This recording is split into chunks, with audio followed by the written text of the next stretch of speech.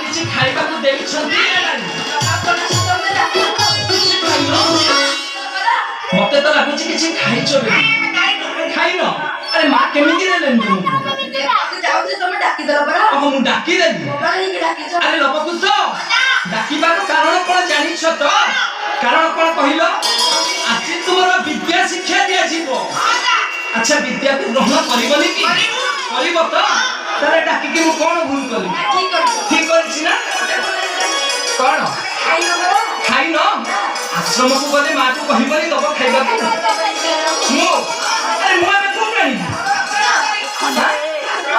ଆଶ୍ରମରୁ ଆଣିକି ଦେବି ଆଚ୍ଛା ହଉ ପ୍ରଥମେ ବିଦ୍ୟା ଶିଖ ତାପରେ ଭଜନ କରିବ ହେଲା ପ୍ରଥମେ ବସ